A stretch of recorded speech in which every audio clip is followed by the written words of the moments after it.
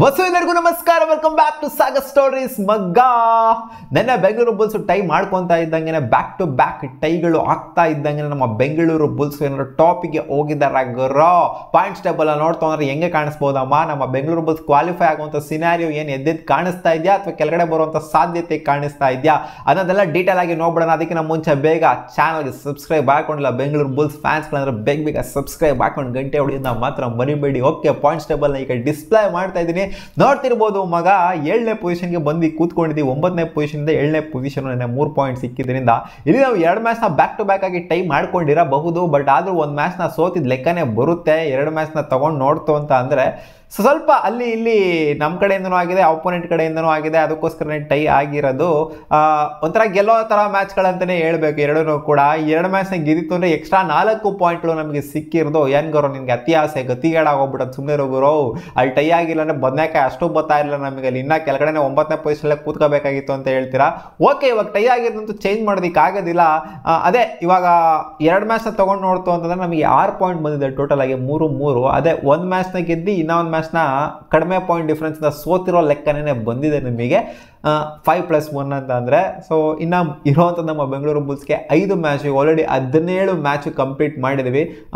Already 18 ಮ್ಯಾಚ್ನ complete ಮಾಡಿರೋ ಸ್ವಲ್ಪ ಟೀಮ್ಗಳಿದ್ದಾವೆ. ಓಕೆ, ಒಂದೇ ಟೀಮ್ ಪಟ್ನಾ ಪೈರೇಟ್ಸು 18 ಮ್ಯಾಚ್ನ ಕಂಪ್ಲೀಟ್ ಮಾಡಿರುವಂಥ ನಮಗೆ 4ನೇ ತಾರೀಕು ಮ್ಯಾಚ್ ಬರ್ತಾ ಇದೆ. ಯುಮುಂಬಾ ಮೇಲೆ 4ನೇ ತಾರೀಕು ಮ್ಯಾಚ್ ಇರೋದು. ಇನ್ನೆಲ್ಲ ಇರೋ ಒಂಥರ ಟಾಪ್ ಕ್ವಾಲಿಟಿ ಟೀಮ್ ಮೇಲೆನೇ ಹಂಗೆ ನೋಡೋಕೆ ಹೋಗ್ತಾರೆ. ಯುಮುಂಬಾನೇ ಒಂದು ಸ್ವಲ್ಪ ಕಡಿಮೆ ಥರ ಕಾಣಿಸ್ತದೆ. ಬೆಂಗಳೂರು ಬುಲ್ಸ್ಗಿಂತ ಕೆಳಗಡೆ ಇರೋ ಟೀಮ್ ಯಾವುದು ಅಂದರೆ ಅದು ಯುಮುಂಬಾ. ಇಲ್ಲಿರುವಂಥದ್ದೆಲ್ಲ ಮೇಲ್ಗಡೆ ಇರುವಂಥ ಟೀಮ್ ಮೇಲೆ ಜೈಪುರ್ ಮೇಲೆ ಆಡಿದ್ವಿ. ಜೈಪುರ್ ಅಂತೂ ಒಂಥರ ಟಾಪ್ ಕ್ವಾಲಿಟಿ ಟೀಮ್, ಆಲ್ರೆಡಿ ನೋಡಿ ಕ್ವಾಲಿಫೈ ಆಗೋಗ್ಬಿಡಿದೆ ಜೈಪುರ್. ಬಟ್ ಆದ್ರೂ ಕೂಡ ನಮ್ಮ ಮೇಲೆ ಒಂದು ಮ್ಯಾಚ್ನು ಕೂಡ ಜೈಪುರ್ ಗೆಲ್ಲೋದಕ್ಕೆ ಆಗಲಿಲ್ಲ. ಪುಣೇರಿ ಪೈಟನ್ಸ್ ಮೇಲೆ ಮ್ಯಾಚ್ ಇದೆ, ದಬಾಂಗ್ ದಿಲ್ಲಿ ಮೇಲೂ ಮ್ಯಾಚ್ ಇದೆ, ಹರಿಯಾಣ ಸ್ಟಿಲ್ಲರ್ಸ್ ಮೇಲೆ ಮ್ಯಾಚ್ ಇದೆ, ಆಮೇಲೆ ಗುಜರಾತ್ ಜೈಂಟ್ಸ್ ಮೇಲೂ ಕೂಡ ಮ್ಯಾಚ್ ಇದೆ. ಎಲ್ಲ ಒಂಥರ ಪಣ ತೊಟ್ಟು ಆಡುವಂಥ ಟೀಮ್ಗಳನ್ನೇ.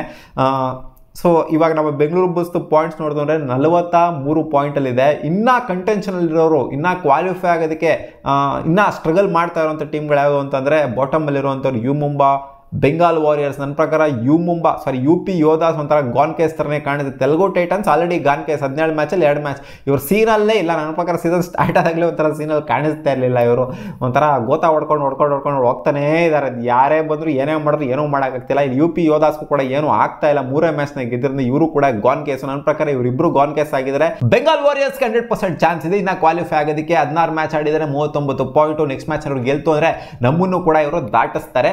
ಸೊ ಅದರಿಂದ ಇವರು ಸ್ಟ್ರೈಟ್ ಅವೇ 7th ಪೊಸಿಷನ್ಗೆ ಜಂಪ್ ಆಗ್ಬೋದು ನೆಕ್ಸ್ಟ್ ಮ್ಯಾಚ್ ಅವರು ಗೆಲ್ತು ಅಂತ ಅಂದಾಗ. ಬಟ್ ಬರುವಂಥ ಮ್ಯಾಚ್ಗಳಿಂದ ಬೆಂಗಳೂರು ಬುಲ್ಸ್ಗೆ ಸಿಕ್ಕಾಪಟ್ಟೆ ಟಫ್ ಕಾಣಿಸ್ತಾ ಇದೆ. ಇದನ್ನ ಸ್ಟಾರ್ಟಿಂಗ್ ಹೇಳ್ಕೊಂಡೆ ಬಂದಿದ್ದೆ. ಏನು ಗುರು ಬರುವಂಥ ಮ್ಯಾಚ್ಗಳು ಟಫು ಅಂತ ಹೇಳ್ತೀವಿ. ಹಂಗೆ ನೋಡ್ತು ಅಂದರೆ ಇಲ್ಲಿ ಟಾಪ್ ಕ್ವಾಲಿಟಿ ಟೀಮ್ ಮೇಲೇ ಇವರು ಟೈಗಳನ್ನ ಮಾಡ್ಕೊಂತಾರೆ. ಜೈಪುರ್ ಮೇಲೆ ಎಲ್ಲ ಮಸ್ತಾಗಿ ಆಡ್ತಾರಲ್ಲ ಗುರು, ಏನು ನಮಗೆ ಕಾನ್ಫಿಡೆನ್ಸ್ ಬಿಲ್ಡಪ್ ಆಗಿದೆ, ಸುಮ್ಮನಿರೋ ಗುರು ಅಂತ ಹೇಳ್ಬೋದು. ಇನ್ನಿರೋವಂಥ ಮ್ಯಾಚ್ಗಳಲ್ಲಿ ಇನ್ನು 5 ಮ್ಯಾಚಲ್ಲಿ ಬೆಂಗಳೂರು ಬುಲ್ಸು ಎಷ್ಟು ಮ್ಯಾಚ್ನ ಗೆಲ್ಲಬೇಕು, ಕನ್ವಿನ್ಸಿಂಗ್ ಆಗಿ ಕ್ವಾಲಿಫೈ ಆಗಬೇಕು ಅಂತ ಕೇಳಿದ್ರೆ ಇವಾಗ ಆಲ್ರೆಡಿ ಕ್ವಾಲಿಫೈ ಆಗಿರುವಂಥ team Jaipur pink ಪ್ಯಾಂಥರ್ಸು.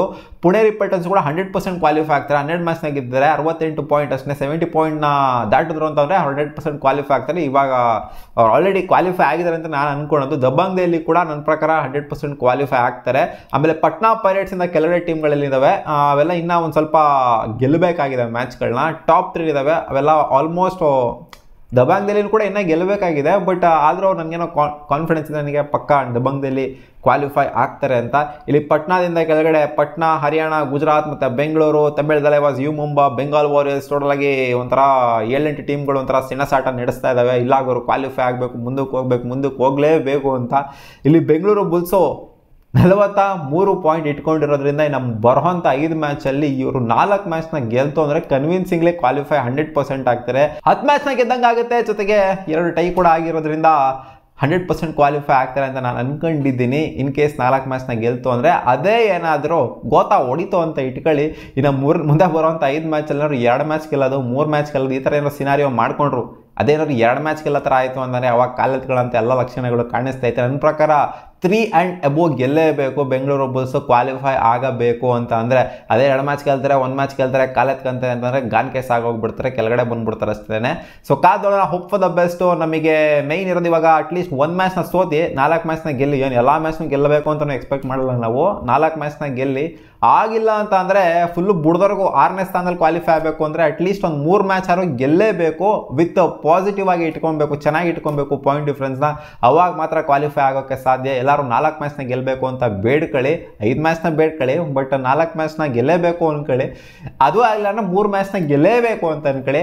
But 2 match 1 match ಎಲ್ಲ ಗೆಲ್ತು ಅಂದರೆ ಗನ್ ಕೇಸ್ ಆಗೋಗ್ಬಿಡ್ತಾರೆ ಬೆಂಗಳೂರು ಬುಲ್ಸು. ಕಾದ್ ನೋಡೋಣ, ಹೋಪ್ ಫಾರ್ ದ ಬೆಸ್ಟ್ ಅಷ್ಟೇನೆ. ಸೊ ಇವಾಗಿನ ಪಾಯಿಂಟ್ಸ್ ಟೇಬಲ್ ನೋಡ್ತು ಅಂತಂದ್ರೆ ಸದ್ಯದ ಮಟ್ಟಿಗೆ ಈ ಥರ ಕಾಣಿಸ್ತಾ ಇದೆ. ಬಟ್ ಸಿಕ್ಕಾಪಟ್ಟೆ ಟಫ್ ಇದೆ ಬೆಂಗಳೂರು ಬುಲ್ಸ್ಗೂ ಕೂಡ ಗೆಲ್ಲೋದು, ಯಾಕಂದರೆ ಟಾಪ್ ಕ್ವಾಲಿಟಿ ಟೀಮ್ ಮೇಲೆ ಮ್ಯಾಚ್ಗಳೆಲ್ಲ ಇರೋದು. ನೋಡೋಣ ಏನಾಗುತ್ತೆ ಅಂತ. ಸಿಗೋಣ ಮುಂದಿನ ವಿಡಿಯೋದಲ್ಲಿ. ಬಾ.